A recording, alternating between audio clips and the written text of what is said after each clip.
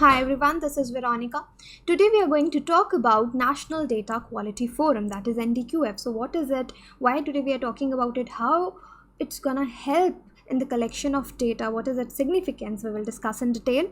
This is our channel StudyIQ. If you're preparing for any government exam, our pen drive and tablet courses are also available. If you're preparing for UPSC CSE 2020, our pen drive course is available where you can find 100% coverage of UPSC vast syllabus, daily current affair updates, and this course has been prepared by the top faculties. Now you can buy this course at Rs 625 per month only. You can connect with me on Instagram and Facebook because I feel together we can make a huge difference. So now let's start the discussion. What is the relevance of this topic in your exam? So it could be asked in your mains paper 2 under health and education. If we talk at objective level, then you should know about NDQF. At subjective level, you should know utilizing medical health data. So we'll discuss in detail. So talking about this National Data Quality Forum, let me tell you, ICMRs, that is Indian National Medical Research, the Indian Council of Medical Research, National Institute for Medical Statistics, that is ICMR, NIMS, NIMS. So in partnership with Population Council, so they have done partnership, collaborated with Population Council, and they have launched this NDQF, that is National Data Quality Forum. So it will integrate learning from scientific and evidence-based initiatives and guide actions through periodic workshops and conferences. Now you might have seen for the this census thing, there are a lot of people who come to your home, they ask you your age, how many members are there in your family. So what happens, we usually don't take them seriously. So data collection is a very big thing in our country, and it is very significant step because ultimately if you have to make any policy,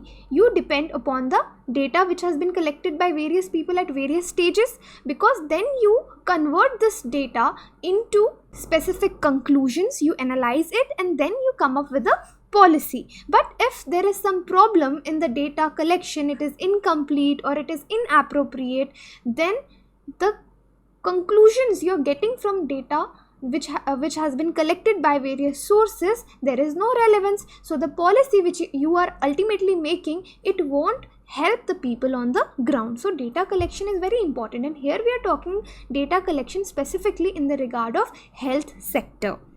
So its activities will help establish protocols. So what will be the work of NDQF? Its activities will help establish different protocols and good practices of data collection. So what they will do, they will improve the data collection process in the country, data storage process, data use and dissemination that can be applied to further health and demographic data. Earlier everything is so much manual, sometimes you lose data, sometimes there is such a long questionnaire, people are not interested, sometimes people skip the questions, lot of challenges are there. So for the improvement of data collection and data related activities, NDQF will work. Now the question is why there is a need of NDQF. I have already explained you, but let me tell you, see, India is a very rich resource of data because we have lot of population, we have lot of demographic dividend. So we can collect a lot of data on our population, on their health status and demographic behavior and economic perspectives, also economic conditions, among many other aspects of life and environment also. So this wealth of data, it can actually be translated into insights and eventually into policy through a layered process involving human and technological inputs at every stage. So however, this data often suffer from some common challenges which are related to human and technological factors, and it ultimately affects its quality. So if data is not of a good quality, it won't be useful in the longer run. So now if someone asks you what is the problem with the present data, then you can tell that data on health and demographics in India is plagued by incomplete information. What we do, whatever data people collect, then either we overestimate it or it is underestimated, or there is over reporting or there is under reporting that lead to hindrance in the policy planning. So ultimately this is hampering, this is affecting the policy making in our country, because obviously policies, they depend on what? The data they collect. So what are the challenges actually? So there is lack of comparability and poor usability of national level data sources, because there are different sources, different agencies which are collecting data. So suppose there is A, there is B, so everyone is working on their own. They can do one thing, they can collaborate and work together. We can do comparative studies also, discordance between system and survey level estimates also, because system is working differently and surveys are working differently. There are increased questionnaire length. So sometimes you might have feel some people come to you, they give you a questionnaire to fill, but when you see the number of pages, because everybody is so busy in their life, they don't read the questions properly, they just randomly tick and mark, and they even skip the questions also. And even increased questionnaire length and questions on socially restricted conversation topics that translate to poor data quality, because people avoid such questions. Then there are age reporting errors and non-response and intentional skipping of questions. Then obviously, as I told you, over reporting and under reporting due to subjective question interpretation and incompleteness, because people don't want to write big lines.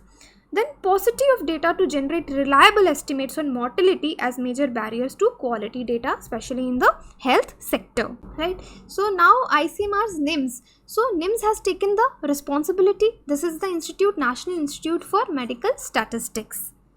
So it is one of the permanent institutes of ICMR. This institute has come into existence in 1977, and what is their mandate? To provide technical expertise on research methodology, program evaluation, mathematical modeling, data analysis, what they are doing very well. So it is India's only institute to coordinate and standardize. They standardize the collection and of medical and health statistics in the country. So they are the best to head such kind of things. And there are achievements of NIMS also, that they have established India's first clinical trials registry in collaboration with Department of Science and Technology and WHO, and many other achievements also. So we can rely on this institute, that when they have collaborated to form this NDQF, it will work very well. It will improve the data collection in the country, and subsequently we can see a trickle down effect on policy making also, right?